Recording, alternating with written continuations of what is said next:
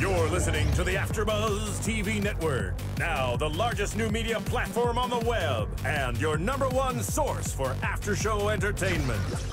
Very good, Dean Johnson. From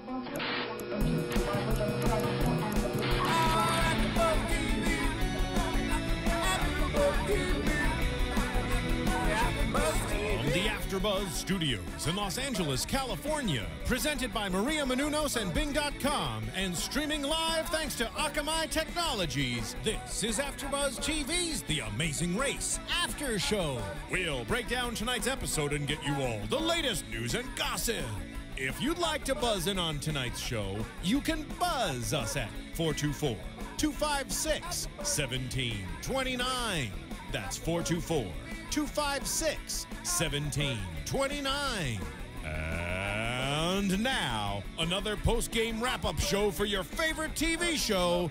It's AfterBuzz TV's The Amazing Race After Show. And hello, everybody. Welcome to the Amazing Race podcast. Bing is for doing, and we are now doing the Amazing Race. Joining me today, this is Nando Velasquez, and joining me today is the beautiful, the lovely, the talented Jessica Carroll. Hi, everyone. I'm Jessica Carroll. And yes, go ahead. And we also have James. Hi, guys. It's weird calling in, but with me is also my wonderful mother, Sally. Yeah.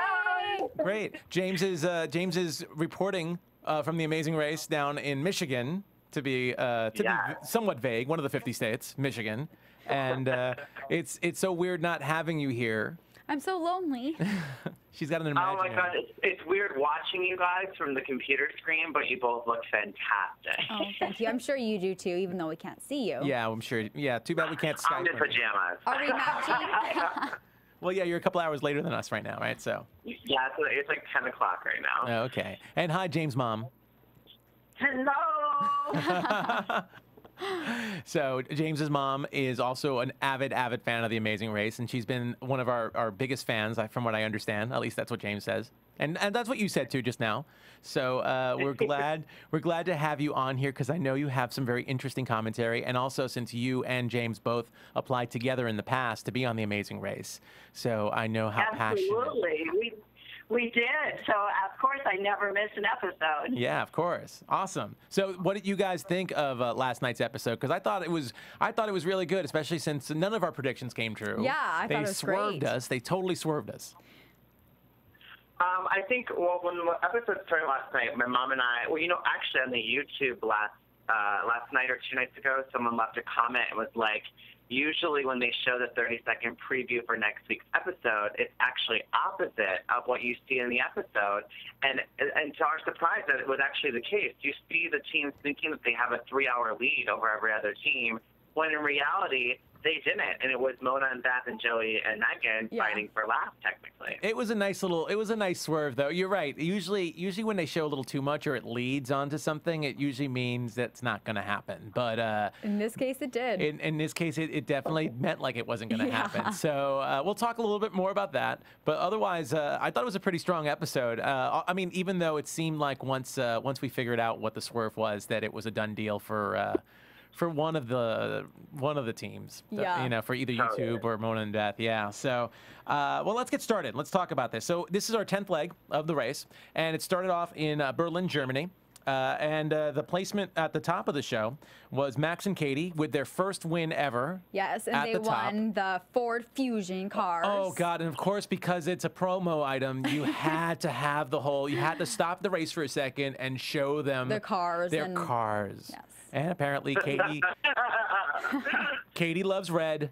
I guess Max likes white. Max still being commanded. He even wanted Katie to be in his car for a second. But she's like, no, I have my own car. I got my own. And then all the features, which I can't even remember. I was going to write them down. And I was like, well, you know what? Unless they send me a Ford, I'm not going to talk about it. Yeah. But let's talk about Max and Katie. My mom and I talked a little bit. For newlyweds, I mean, I'm not married, my mom is, but it's just, they don't seem like newlyweds. The more I watch this season, I mean, we're almost done with it, but they just seem, I don't know, they're not very, affectionate, and Max just seems in his own world. I don't know. I'm not a big fan. It's no secret. They don't seem real connected with each other or supportive of each other.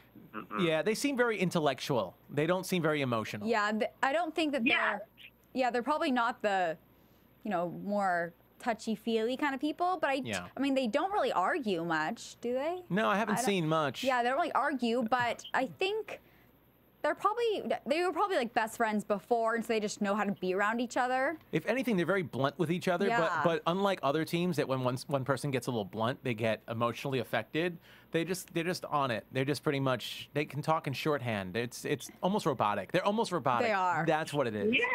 That's a good way of putting it. Yeah, there's no... So I think they're just all about the game. I think that's what it is. I'm not saying that they're probably different in real life, but they're just all about the game, and they're focused on winning the prize. And you know what? I will say they have all the momentum going in, and we'll see later that they're continuing it. Yeah. And this is the right time to peak. This is really the right time to peak right now. But anyway, so Max and Katie with their Ford Fusions, they had to leave them behind in Berlin, Germany, and get started. So they started at 2 in the morning, 2:02 to be exact, and then followed by Team YouTube, Joey and Megan, which was a little bit over a half hour later.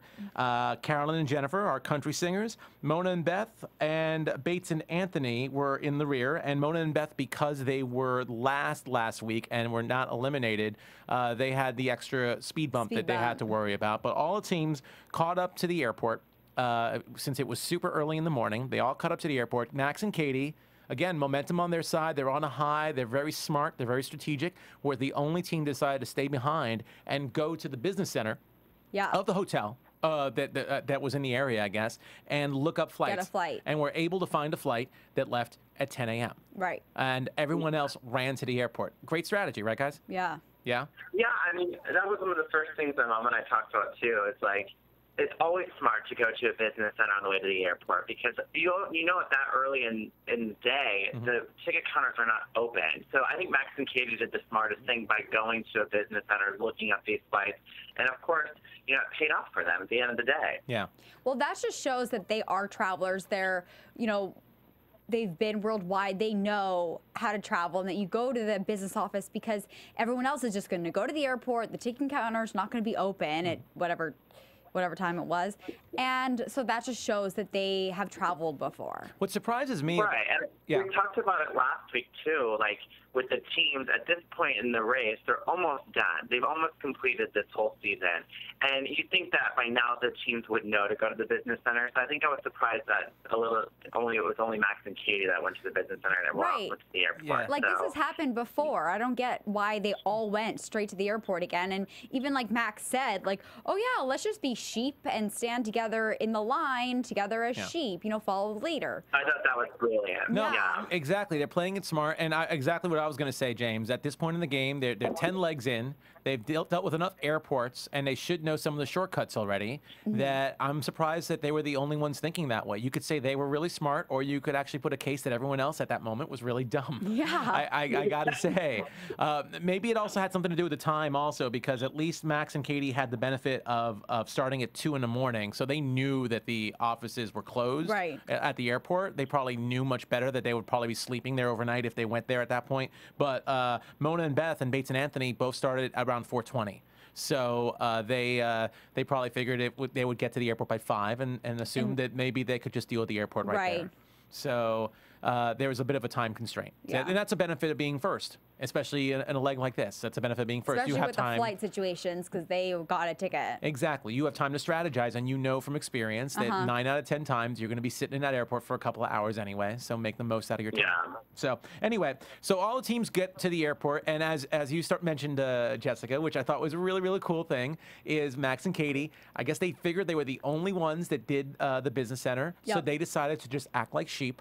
And do what everyone else was doing and get insider information, really, by just pretending to do what everyone else did. Love that. And I love it. Yeah. So I guess even they knew from the business center there was a big flight at 1 p.m. that I guess was a more obvious choice for everyone else. Right. And that's the one everyone went for. Yep. And it was brilliant. And we started noticing, once they all read about the U-turns, that the old alliances also started coming into up play. again, yeah. Which I love. What about you guys? Well, I feel like these alliances are a little bit personal because, I'm sure we'll talk about the double U-turn later on in this episode, but I just think it's really fascinating, especially at this leg of the race. Nobody is really thinking strategically. It literally is a personal game. In this game, you would want to U-turn Bates and Anthony at the end of the day because they are physically strong. They have proven to be physical competitors throughout the entire race, coming in first, leg after leg. And even Max and Katie are top contenders. So the fact that they're trying to target Beth and Mona, as well as Joey and Megan, I feel like it's more of a personal thing rather than a strategical game thing. Yeah, I can agree with that. What do you think, Jessica? Well, I do agree with you that Bates and Anthony are the team that you'd probably want to target. But I don't know. I think the alliances, I kind of liked how the alliances reformed this episode a lot. I like it too. And I will say that, I think if I was Max and Katie or any of those first three teams, especially Bates and Anthony, I would want to make sure that the other teams are focused on U-turning anyone else but me. Right. So what better way to bond than form an alliance over old rivalries or old issues? So what better way of doing that and protecting your possible lead? So I think there's another reason why alliances come to your advantage when it comes to these U-turns, because you know that they're not going to U-turn you. Exactly, Yeah. and I don't know. I kind of feel that Mona and Beth and Joey and Megan had a little bit more of a grudge match to return the favor from the other U-turns that they had to deal with, especially Joey and Megan. Especially them, Yeah, especially them. They when they saw that they got the last, first of all, smart move by them moving to the first class line and still getting, I guess, regular tickets, because I think you can't get first class tickets. I don't think you can even go business class with the rules of the race. But smart move by them getting the last tickets by going to a different line. Yeah. And a beautiful moment that we saw in the clips last week where they knew about the U-turn and they realized that both people from the alliance, both teams, thought they had the 1 o'clock flight, thought they had the advantage, and Joey's jumping up and down. Like, we're gonna be in the first. We're gonna get there first. We can U-turn them. Yeah, that was a really, really awesome moment. I liked that moment. Even though we all knew that Max and Katie at least wouldn't be included in that because they had the 10 a.m. I thought it was really interesting too that even though they had the old alliance, that Max and Katie, even after they found out that the Country Singers and Hockey Brothers were going to be on the 4 o'clock flight, that they didn't share information. No. Because I would have thought that might have helped them too, to get rid of YouTube or Roller Derby Girls. Oh, right. What do you guys think about that? You think it was... I mean, I think at this point in the game, it made sense why you wouldn't want to, you know? Yeah. You wouldn't want to share any information. No, absolutely not, because it's like, once you share that information with someone else, that puts them on the same level as you as far as where your standings are in the race. If you want to get ahead of people, you don't want to share that. You want to hold your cards tight. So. Yeah. Okay. Yeah, I kind of get. I get both sides of it, and I guess it's the smartest move. Again, Max and Katie, very, very strategic. Very strategic. Well, to be honest, if I was in their position, I would keep my lips shut. I would not share any information. I'd probably form an alliance, but I would not tell any inside information that I knew. Yeah. But that's totally. Yeah. No, and that, again, very, very smart, because ultimately at this point in the game, even with the alliances, it's every team for themselves. Yes. So I can agree with that. So we are leaving Berlin, Germany, with in 2 flights, and the first flight is Max and Katie, who got their tickets nice and early. Yeah. And we're a little surprised to find out that Anthony and Bates and Carolyn and Jennifer both found a way to get on that 10 a.m. flight. On in, yes, and they were like, And again, that goes to show you never to give up. Just because a couple of teams might be in front of you and have a 1 o'clock flight, and you can only get a 4 o'clock flight, to walk around and to keep asking and to never give up, because any lead is an important lead, and it's worth spending every single available moment trying to find another option. Exactly. Yeah. So anyway, so those 3 teams are in the lead at 10 a.m.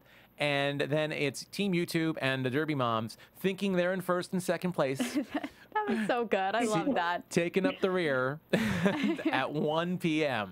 About 3 hours later. Right. So, or at least arriving about 3 hours later. So before that moment was so priceless too, and when Joey and Megan and the Derby Moms landed in Scotland, and they went outside to their cars, they're like, "Wait, there's only 2 cars here. What And happened? they think they're like the I love that. superstars. Yeah. It So was bad for them. it was so awesome to see. I mean, you know what? I love both those teams, and but at the same time, it was priceless. I couldn't wait to see that And moment. Joey was just so excited that he was in first place.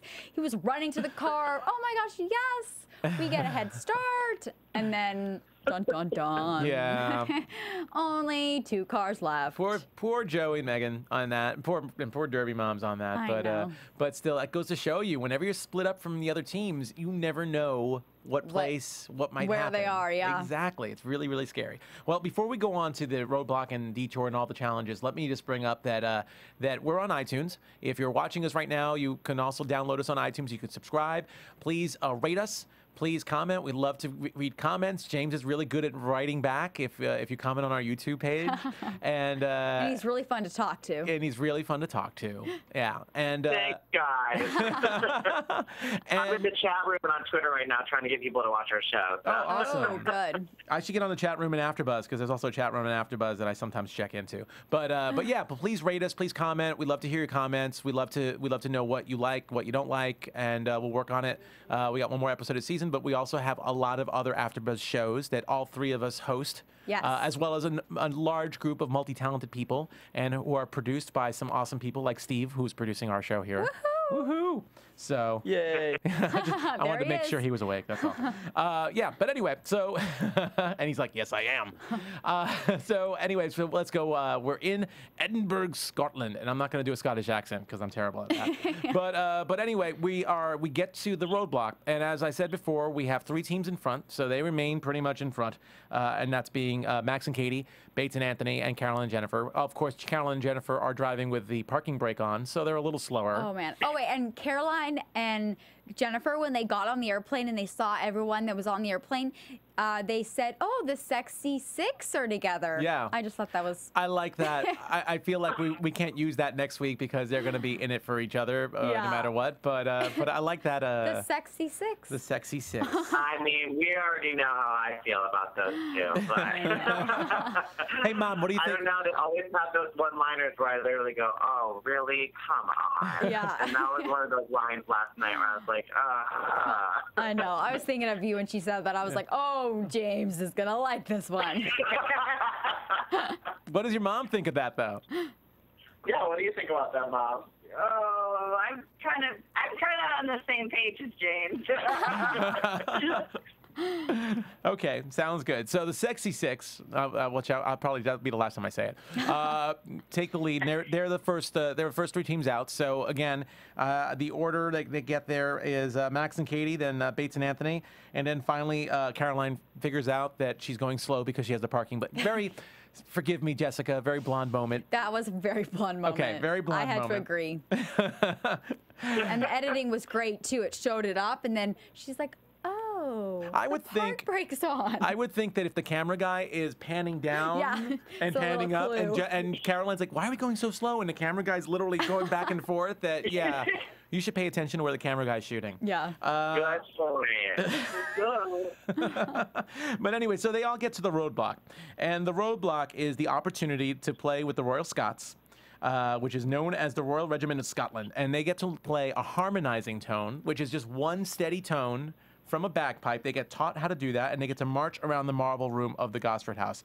Now, While wearing a kilt. while wearing a really fancy Scottish outfit. Yes. Scottish outfit. I'm trying to do a little bit. And everyone, I gotta admit, everyone looked really good, especially the girls. I like the girls in the Scottish wear. I don't know. I think I have a new. My mom thought Bates looked real good. Steve gives a thumbs up to women wearing kilts. So Absolutely. Absolutely. too. That was the first thing. I definitely like the kilts. and nice little bow ties. I mean, I gotta admit, yeah, Carolyn and Mona was looking pretty hot, and Megan too. All 3 of them. Bates? And I'll say Bates and Max did a good job too. They made it look good. I don't know. Maybe that's a new trend. Maybe I should. Oh my Try- gosh, Maybe try I a Max kilt. looked like an Oompa Loompa, you guys. Okay, he was walking around. He looked so short compared to the other guys that were playing the bagpipes. that is true. He literally looked like an Oompa Loompa. That's a little true. Bates at least filled out the outfit really nicely. So And Max made sure to point out that what is what is under the kilt remains a secret. Oh, God. Okay, come on. Come on, Max. You're giving us too much material here. I like how they asked, I guess the producers must have asked the guys if they were wearing underwear or not, but they didn't ask the girls that. I just realized that. They didn't ask the girls. That's a little. I can guarantee they're probably wearing underwear. That's a double standard, I think. Well, they should have asked them at least. That's what I say. There's a double standard there. Anyway, so apparently, according to Max, who I guess described it really well, there's a lot that goes into playing a bagpipe. You have to have the right amount of pressure. They had to keep that note the whole time they were marching around the marble room of the Gosford House. And That's it was what they were at. didn't they say it was up to 2 minutes or? That's what they made it sound like. It was up to. It seemed pretty long, and it seemed like Max got it right away. And Bates actually did a really good job, too. And then probably my favorite moment, just because of all the freaking euphemisms, excuse me when I say freaking, all the euphemisms going on. I mean, Caroline, how much more subjective can you get? She was Miss Drama on I thought at first she really had no clue, but then by the end of it, I'm like, yeah, she knows what she's talking about. Yeah. She totally does. I mean, I wrote down all this stuff. Forgive me, James' mom, for repeating it. No, my mom. I have some stuff in my notes, and I'm going. Is it politically correct to bring up some of this stuff? Yeah, I know. I picked up. Some of my notes have that too. But Jennifer's like, she's a singer. She knows how to blow. Yeah. That was it. I was like, okay. My lips are so dry I can't keep them around this thing. My mouth isn't working anymore. It's muscles. It's muscles I've never used before. And of course, the easy one is. It's really hard. Yeah. She just, all of those lines. All those together. That was so funny. But of course, it wouldn't be a successful roadblock for her if she wasn't crying. And and then she had to go on the floor and faking it at first. And ironically, she fell on her knees after she was done. So,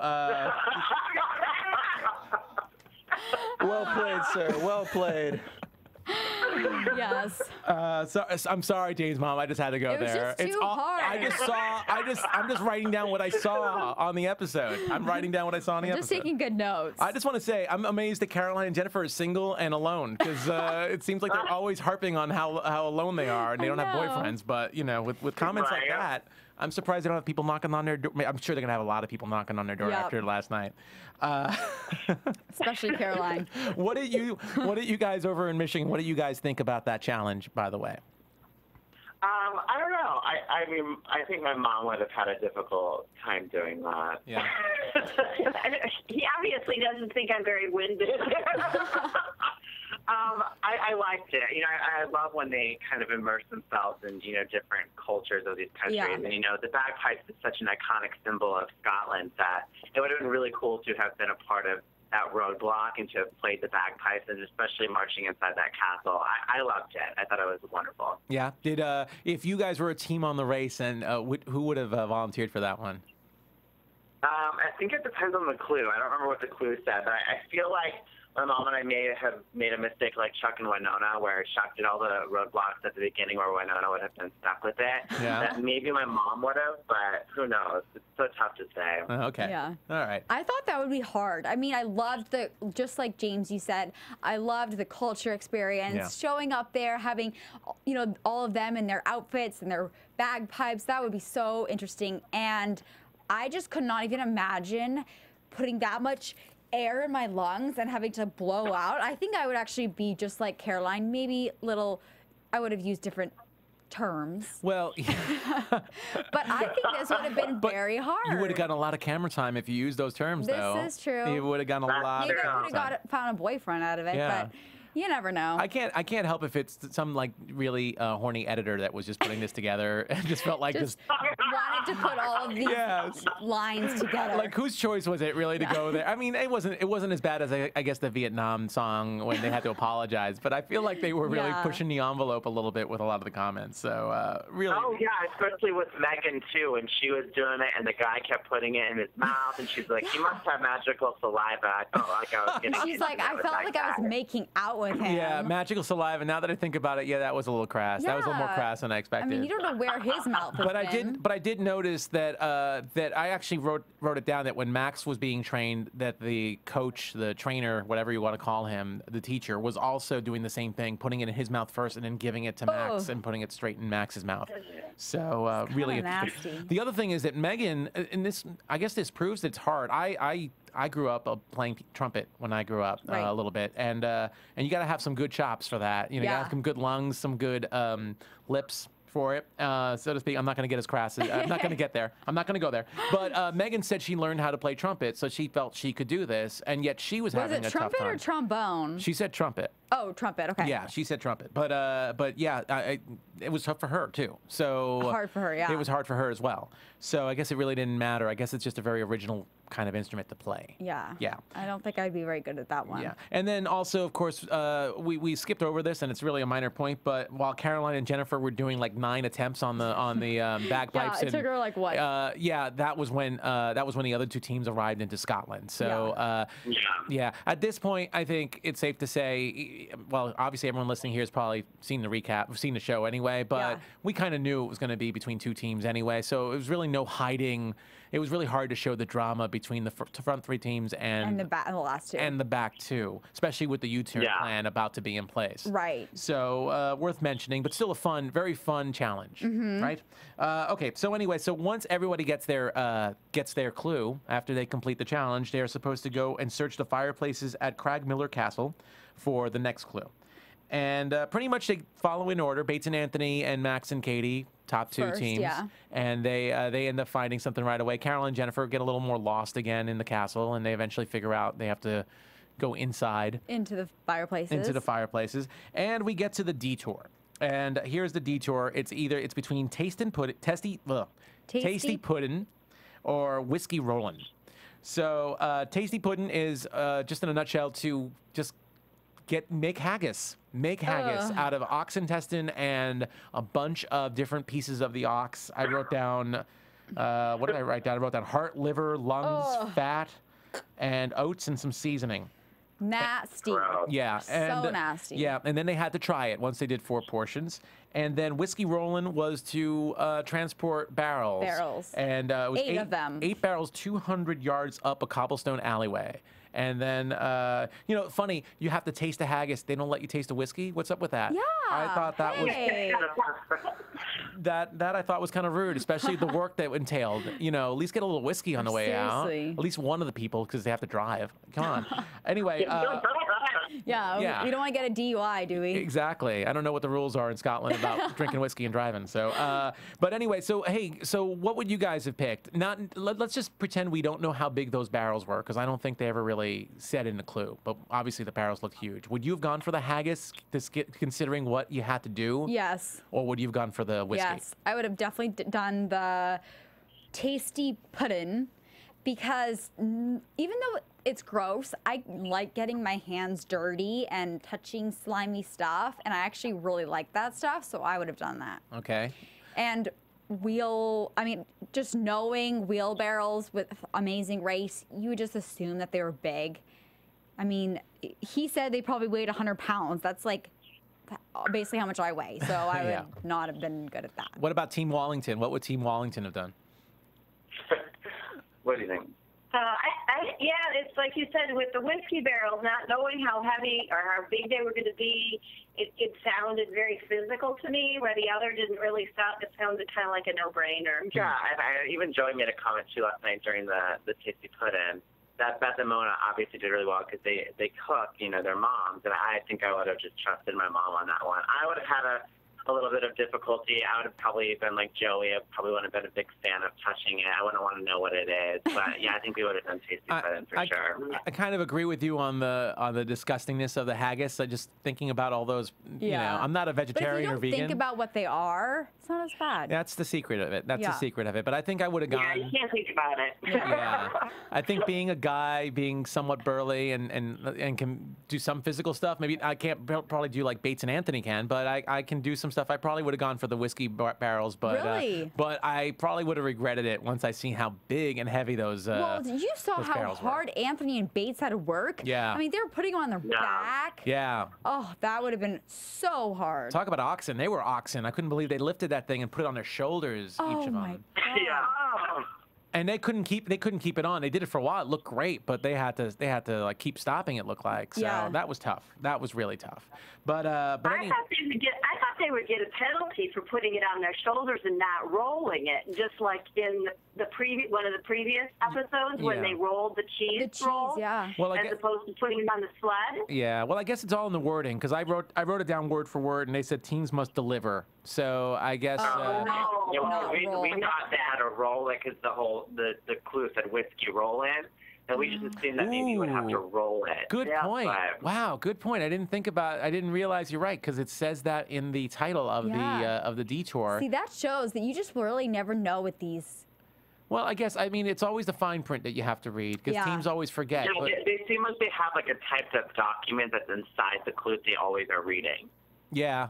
So it's more the additional detailed. details. Yeah, okay. Perhaps. I mean, well, who knows? Also, maybe it was just a minor. Again, by this point, it's a foregone conclusion that 3 teams are going to be in the top 3. Yeah. And the other 2 are going to be fighting for last place. So even if they got a penalty, usually those are 30-minute penalties, you could tell by the time of day that they were in really, really good shape. Yes. So, so who knows? Maybe sometimes it's happened once before where I think they've actually called the penalty after the following week and say, by the way, last week so-and-so incurred a penalty, so they started 30 minutes. I think it happened one season where I saw that. Well, didn't it happen with the cheese or no?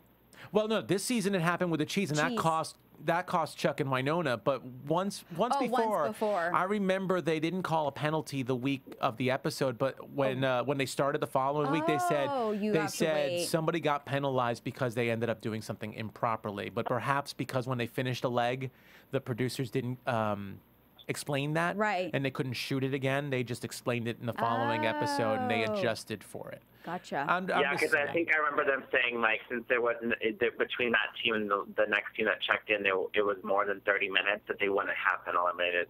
Yeah, it's not a major point for this at this point. Yeah. But still, amazing job lifting those things. I'm sure, just like Carroll and Jennifer are gonna have a lot of guys knocking on their doors. I think Bates and Anthony are gonna have a lot of girls knocking on their doors from that.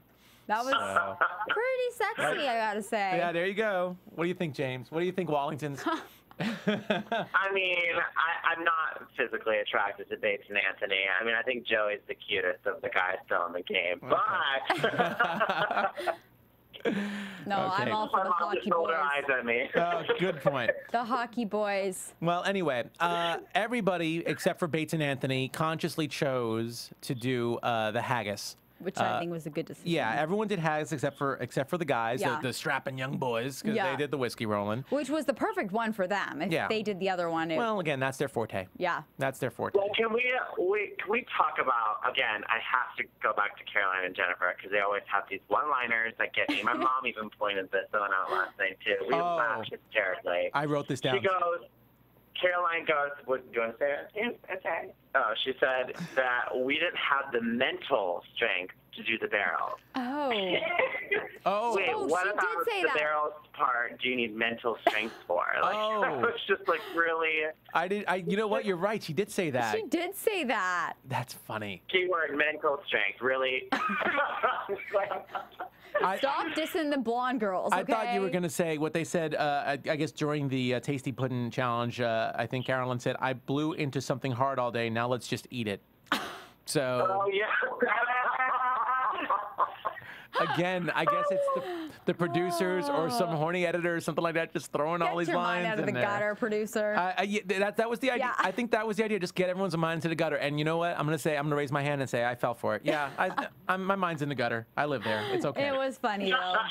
Added a little bit to this episode. Caroline, call me. Anyway. So Bates and Anthony, they end up finishing first in the Detour, and according to the plan of the Sexy Six, that'll be the last time I say it. They decide to U-turn Joey and Megan, and hey, it was a double U-turn. That was something that none of the teams expected. It sounded like so. So instead of having to deal with one team being left behind, they can pick on the other one too. Why not? Let them both struggle. Right. So second place was Max and Katie, and they decided to U-turn a Derby Mom. So at this point, we know if we didn't even think it before. Yeah. We know what's going to happen. So anyway, Joey and Megan and Mona and Beth are pretty much working together as close as they can, even though they know at this point that it's looking slim. Right. And they get to well, actually, Mona and Beth get to the spot first, and they realize they have to do a speed bump. And I got to say, that was a pretty tough speed bump, in my opinion. They had to play Skittles, and they had to get a strike. Yeah, and they had to run back and set them all back up. Exactly. And there was no holes for the bowls. Exactly. They had to roll it with 2 hands. Yeah. So I thought that was a really tough speed. I'm considering some of the other ones that just do a ceremonial dance. Yeah. I thought it was hard, but then again, you know, out of the teams, they would have succeeded in this task, I think, better out of others. Yeah. Because they are, you know, a little stronger, and they're the Derby moms. They're the Derby. They're tough. They're rugged. They're tough, they're built. They're tough. Yeah. They're Ford trucks. I don't know. Sorry. It's a Ford commercial. Ford tough. Ford tough. What did the Wallingtons think of that speed bump?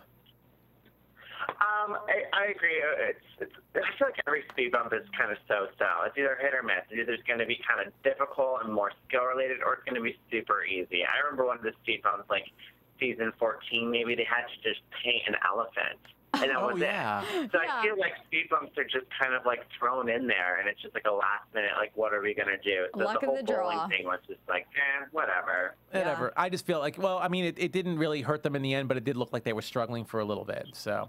But they got past it. It would have been fun, though. Like, if you weren't timed or anything, it probably would have been fun. Like, throwing a ball and bowling. I love bowling, so. Yeah. No, I love bowling, too. It would have been interesting to do it without you had to end up doing it like the underhanded, like little kid like the way. Grandma way, where you, like, just go for it. And it didn't look like it was professional standard. It looked like it was uneven. I think they even said it was uneven. They had to angle it. And they didn't have bumpers like I always get on the side. Crazy. So anyway, so they finished that. Everyone ends up going to Haggis Building School, and then they find out that the last 2 teams find out they've been U-turned. Yep. So and by this point, and they actually helped each other find the clues in the fireplace. Didn't they? No, well, they split up. They split up. Yeah, and I think Joey and Megan found theirs first, but Mona and Beth still ended up getting to the Detour first. Yeah. But yeah, so at this point, you know, we saw the first 3 teams come in, and it was still daylight, and now it's, even from the fireplace, it was dark. So it is incredibly dark. We know it's probably hours later, and here they are, must be super dejected to finish and find out they both got U-turned. I mean, Joey and Megan didn't know right away, and I think they thought they still had hope. Yeah. But then to find out because they were U-turned last time. Yeah, a double U-turn. So that must have been really disheartening. And as tough as that whiskey rolling challenge is, and as physical as it is,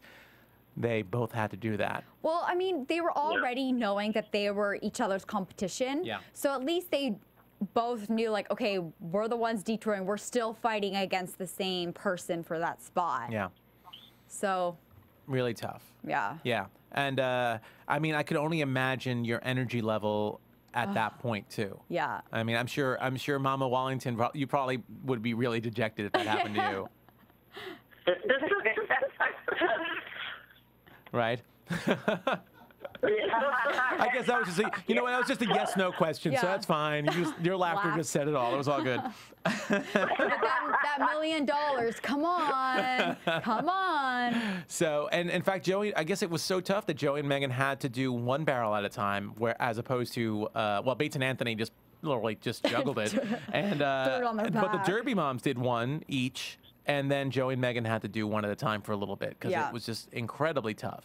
And I think my mom and I even talked about too. If we had been stuck with doing that detour, we would have taken 1 barrel at a time. At a time. Yeah. I wouldn't want my mom to have to do that by herself, and I think it would just be easier if the 2 of us did it. 2 is better than 1, and I think it might have been more efficient, to do it that way. In the long run, because they said that they couldn't roll straight. Yeah. So if you have 2 people maneuvering it, it probably would have helped in the long run because you wouldn't be like going, back and forth. That's pretty smart. I would imagine, I know Bates and Anthony were having trouble keeping it straight.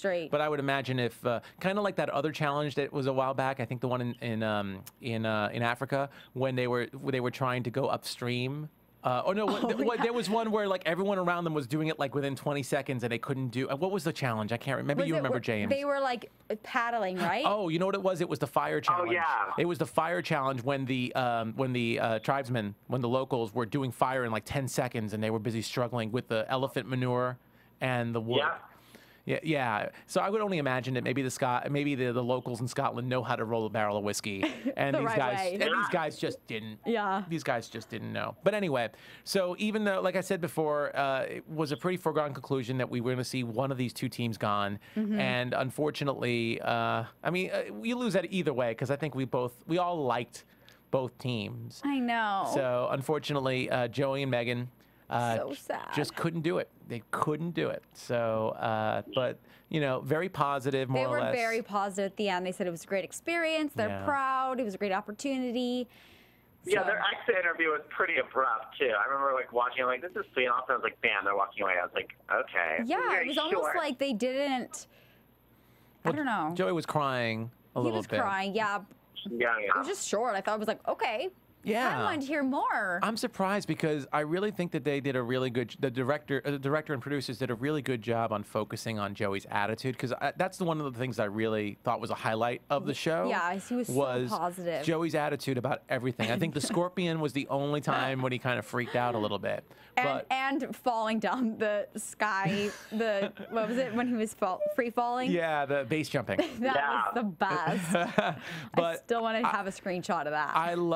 I got to say, out of every competitor that's been on this race, I think I loved his attitude the best because, some people have this really good can-do attitude. Some people are very, very positive. Some people, they struggle, and it's entertaining to see them struggle. But to see him, and every now and then he would even catch himself, like he was about to be like, oh no, but then he would, no, I love this. Let's keep doing it. Just his attitude in tackling everything. I just got to give that guy. I got to give that guy a slow clap. He was so Actually, a slow clap. carefree, and he saw the positive in everything, and he was just all about the fun. Yes. He saw fun in Yeah. every single challenge, every roadblock, you name it. He saw the fun. Yeah, and I know you talked to Joey. Actually, you know him a little bit. You've gotten to meet him. So what are your impressions about Team YouTube? I think they're everything that they, the way they portray themselves on TV is who they are in real life. And I saw one of Megan's statuses on Facebook that even mentioned, like, I'm so proud to have been able to go into this race and be myself and be able to watch it and be like, that's me. That is truly me. They didn't have to edit anything the way, to make you look one way or another. I'm just proud to say I'm me. And I think what you see with Joey and Megan is that's exactly who they are. They're very showy. They're very fun. They're very captivating because they do YouTube. Yeah. And I think that, this is just another outlet for them to solidify their viewers and their audience. And I think that they're going to do really well and be successful from this point forward with or without $1 million. So Yeah. as a fan, I genuinely loved their spirit because I think that would be me in the race. I would be so excited to be a part of the experience, whether I win or not, and just to finally say I did it. And I get that sense with them. Have you seen their YouTube channel? I do. I watched Joey's and I watched Megan's. Yeah, I didn't know them prior to this race, but I did start watching one. I mean, their fan base must have just gone way up. And what is their YouTube channel about? What does it focus on?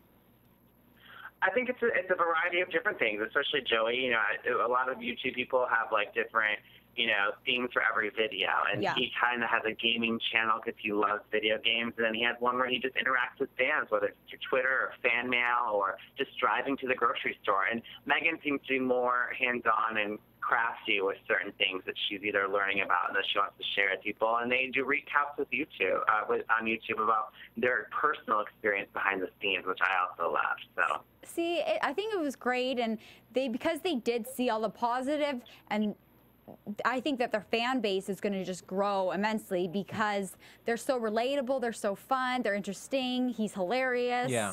I think the race benefited from having them on the show, and I think they're going to benefit from being on the race as well, because I know a lot of people who don't follow those YouTube channels, and there are a lot of really interesting personalities, and it really is someplace, especially people who work, you know, and they're in front of a computer. It's always a nice little diversion, and there's some really interesting people out there. Just like I'm sure some people hopefully are listening to us, you know, while they're working maybe, or we're driving or whatever. But yeah, I think that their fan base has probably grown a bit from being on the race. And because there's always people who want to know more insider stuff, and they've had the benefit of being talent. Yeah, and now they feel like they know Joey and they know Megan, so they're more intrigued. And I would like to extend an invitation to Joey and Megan if they want to come on the show next week for the finale, because we'd love to. Come into AfterBuzz, because I believe Joey has heard some of our stuff, so maybe he's really paying attention. Every week when the link's not posted, he writes me and says, "Where's AfterBuzz? Why is it not posted?" Well, Joey, come on in. I know you probably had a confidentiality agreement while you're still in the race, but now you're officially off of it. So come on in. That loss is our gain, I hope. So we really want to hear from you. So I know James won't be here next week, but you know, we'd love to have you and connect. So that would be great. Yeah. But anyway, so that's pretty much the end of the episode, and very sad. You know, I will say one thing. Usually the episode before the finale, for me at least, more times than not, one of my favorite teams or my favorite team gets cut. Yeah. It seems to always be a really rough spot for a very popular team. So I don't know if you've noticed that, James. I don't know if you feel that way too, but there have been past seasons when I've been really bummed because my team that I wanted to win doesn't make the finale. Just misses the finale. Yeah. Just misses it. So. I agree. I feel like that's happened more times than not. But then sometimes, you know, they come out of the framework and surprise a lot of people. And at this point, I'm really rooting for Beth and Mona because they've been underdogs. They're the one that's not in the top 3 alliance, and I really think that they have a lot of spirit left in them to really pull through and win. Well, since you're talking about who you're rooting for, we might as well just shift this conversation straight into predictions. Predictions. Because we got, no, don't And apologize. Now, your AfterBuzz TV predictions. I mean, we only have one more episode left, so if you're rooting for somebody, you might as well just predict it, right? You might as well just declare who you're rooting for. So let's just do it. It's about that time of the show anyway, right? So James, let's get your prediction. What do you predict, James? Well, I'm super excited for this finale. I think it's going to be a great one. Me too. And based on the 30-second intro, you know, I know where the finish line is. I actually had to pause it, and I looked at my mom and I go, "Mom, we've been there. We've been to this landmark literally the year prior to this season." Where is it? We went to this. It's Mount Vernon. It's George Washington's house, and it's located outside of Washington, D.C. So we know that this episode is going to end in Washington, D.C., and it's going to be at Mount Vernon. And I'm super excited about that.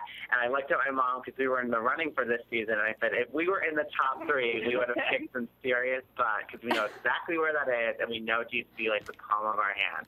So with that said, based on the 30-second clip and just from seeing the different scenery behind everyone, and I think that Max and Katie are going to be eliminated, and I think that Caroline and Jennifer, Mona and Beth, and Bates and Anthony will be the top 3. As far as winner, I'm going to root for both Mona and Beth because they've been the underdogs and they kind of had a pretty consistent and steady edit, and I think that would be a win that would shock a lot of people. So that's what I'm hoping for, and I've loved them since day one. What about Mama Wallington? What do you think? Are you agree with your son, or do you?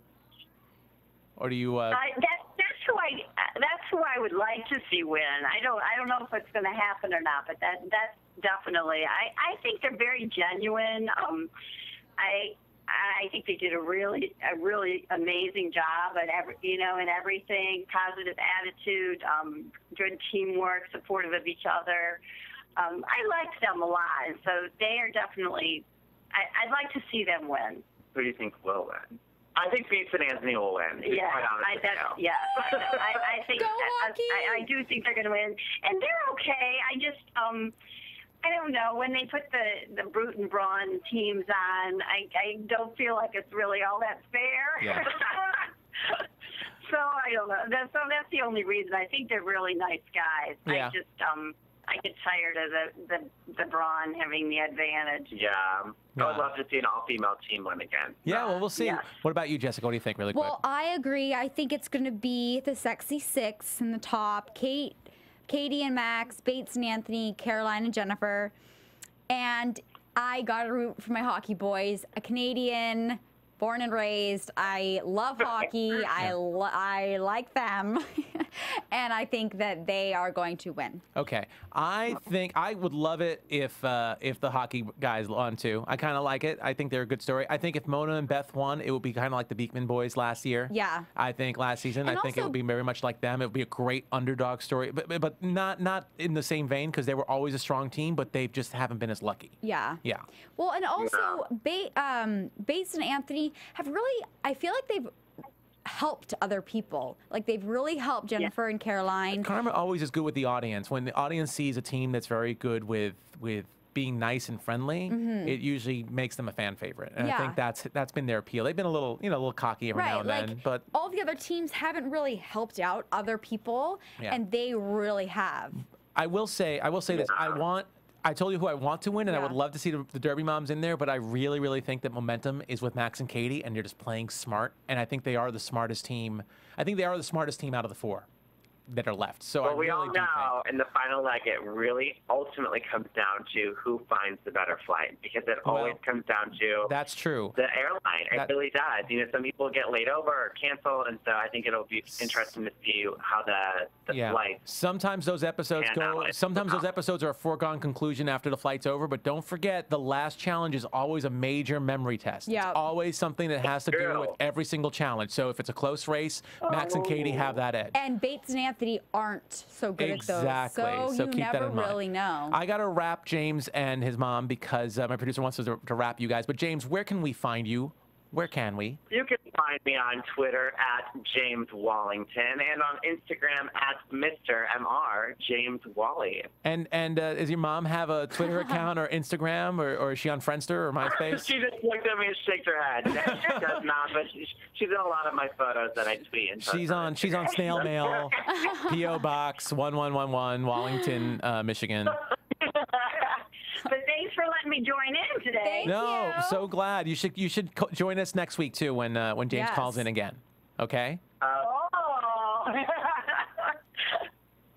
Okay. Well, would love to hear from you some more if we can, but thanks again. Okay. I'll see you guys. I'll talk to you guys later. And then Jessica, where can we find you? You can find me at Sika Carroll, SICACARROLL, and that's on Instagram and Twitter. Great. And you can find me at Nando Vel on Twitter. That's NANDOVEL. Please tune in next week as we get to cover the season finale of The Amazing Race. It's going to be a very exciting show, and we can't wait to recap it for you. Till then, we'll catch you then. Bye. From Bing.com, executive producers Maria Menounos, Kevin Undergaro, Phil Svitek, and the entire AfterBuzz TV staff, we would like to thank you for listening to the AfterBuzz TV network.